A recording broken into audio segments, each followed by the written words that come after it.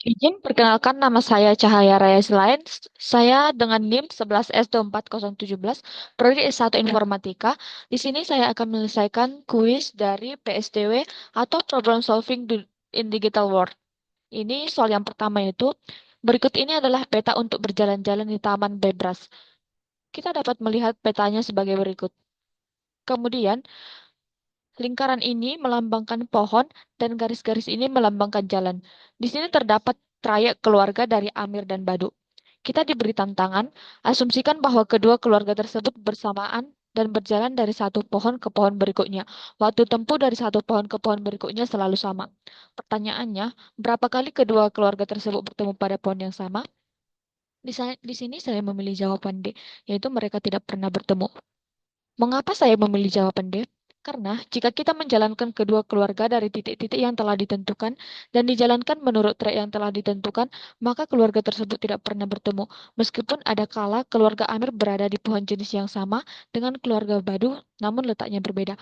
Contohnya pohon A, E, C, D, B yang memiliki jumlah lebih dari satu tempatnya berbeda. Kita dapat membuktikannya.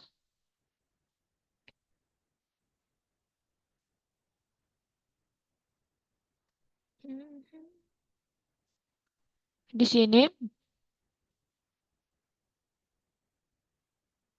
kita memberi tanda pada keluarga Amir, yaitu Amir sedang berada di titik B, sedangkan berada pada titik F. Kemudian, ketika Amir berada pada titik A, pergi ke titik A, kembali ke titik A, pergi ke titik C. Kemudian, Badu tadi berada di titik F, pergi ke titik D, pergi ke titik C, dan kembali ke titik D. Dan dia pergi ke titik A lagi, ke titik A. Di sini mereka tidak pernah bertemu. Kemudian,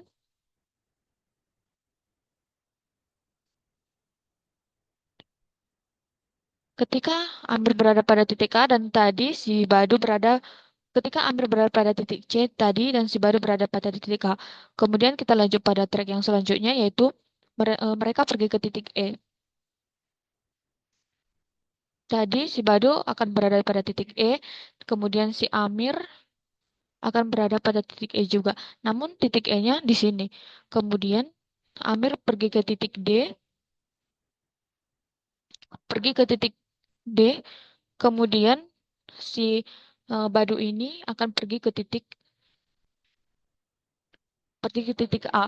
Kemudian si Badu pergi ke titik D, namun si Badu pergi ke titik D, namun si Amir sudah pergi ke titik E di sini dan si Badu akan pergi ke sini. Tadi kan si Amir sudah berada di sini.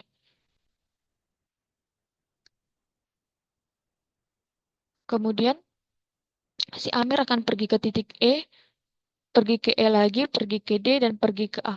Sementara tadi si Badu pergi ke titik D, pergi ke titik E, ke D, dan ke A. Mereka tidak akan pernah bertemu. Kemudian soal yang selanjutnya,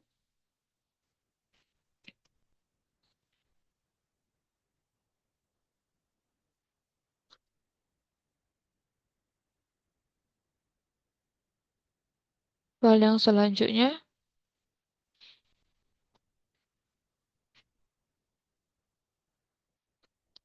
yang kedua yaitu Bobby seberang-berang memutuskan untuk berpergian dari hampir gemuk. Pada peta lingkaran adalah sebuah kota dan sebuah garis adalah sebuah ruas jalan tol dua arah yang menghubungkan kedua kota. Huruf menunjukkan nama kota, angka menunjukkan biaya yang harus dibayar saat masuk jalan tol yang menghubungkan dua kota tersebut. Mobil dapat berpindah arah saat ada sebuah persimpangan, tapi tetap harus membayar penuh jalan yang dimasukinya. Misalnya, untuk bepergian dari kota B ke C, dapat dipilih jalan sehingga membayar 24, yaitu hasil dari 18 tambah 6. Di sini kita diberikan tangan yaitu berapa biaya paling murah dari hampir gemuk. Isikan sesuai bilangan bulat. Jawabannya adalah 41. Karena jika kita membuat beberapa rute dari Muk ke Hamper seperti berikut. Yaitu dua rute yang pertama yaitu dari Hamper Gemuk itu dia akan melewati dari titik A ke B dan akan sampai ke MUK, sehingga biaya yang diperlukan yaitu 13 tambah 11 tambah 23 yaitu 47. Kemudian rute yang kedua yaitu dari Hamper ke MUK itu dari Hamper menuju titik A, menuju titik G, menuju titik E, dan menuju titik D hingga sampailah di MUK, yaitu membutuhkan biaya 13 tambah 7 tambah 9 tambah 6 tambah 7 sehingga hasilnya 42. Rute yang ketiga yaitu dari Hamper atau titik A menuju C, menuju F, menuju D hingga akhirnya sampai di MUK, yaitu membutuhkan biaya 13 tambah 6 tambah 9 tambah 7 tambah 6 yaitu 41. Jadi rute yang ketiga ini adalah rute paling murah di antara yang lainnya. Kemudian soal yang ketiga, Bob bekerja di stasiun pusat kota dari jam kerja dimulai pukul 8. Bob akan didenda jika datang terlambat. Untuk setiap menit terlambat, ia harus membayar denda sebesar 10.000 rupiah. Misalnya, ia tiba sebelum pukul 8.15, maka ia tidak akan didenda. Jika ia datang pukul 8.20, maka ia akan didenda sebesar 10.000 rupiah. Pagi ini, Bob ketiduran dan tiba di stasiun keberangkatan. Di sini kita dapat melihat tabel keberangkatan berbagai kereta, yaitu kereta biasa, wirawiri, cepat, dan ekspres. Tantangannya, kereta mana yang harus diambil agar walaupun terlambat tetap paling murah dendanya? Saya memilih jawaban A, karena di sini kita dapat mencari biayanya dari eh, biaya ditambah denda setiap jenis kereta. Pada Wirawiri 8.10 sampai 8.40, dia akan membayar 2 kali denda dan ongkosnya, sehingga eh, 2 kali 10.000 tambah 10.000 yaitu 30.000.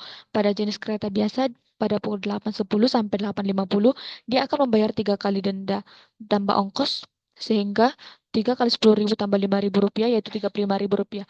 Kemudian jenis kereta cepat yaitu 8.15 sampai 8.35 sehingga dia akan membayar 2 kali denda tambah ongkos yang sehingga 35.000 rupiah. Kemudian dari ekspresi dia akan membayar dari pukul 8 sampai 8.20 sampai 8.32 dia akan membayar 2 kali denda dan ongkos sehingga biayanya 40.000 rupiah. Maka walaupun denda biaya paling murah adalah memakai jenis kereta wirawiri. Kemudian soal yang selanjutnya yaitu di Kota Bebras ada 4 jalur kereta api dimulai dari stasiun A, B, C, dan D. Ada juga 3 stasiun transit T1, T2, T3 yang memungkinkan penumpang pindah jalur. Di sini kita diberi tantangan. Bebras Jojo akan pergi ke Ju, ia berganti kereta hanya sekali saja dari stasiun pemberangkatan mana ia berangkat. Di sini jawabannya adalah stasiun D. Karena jika kita melihat pada gambar, satu-satunya jalan yang terhubung dengan jalur yang mengarah ke Jo dan dihubungkan oleh satu stasiun transit adalah stasiun yang berada di jalur yang berwarna biru yaitu stasiun D. Ini merupakan stasiun D dan merupakan satu jalur untuk menuju Jo.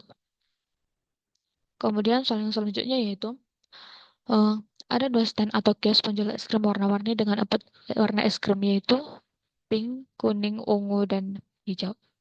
Di sini terdapat syarat-syarat sebagai stand es krim yang pertama. Kemudian kita diberi tantangan yang mana yang merupakan es krim stand kedua.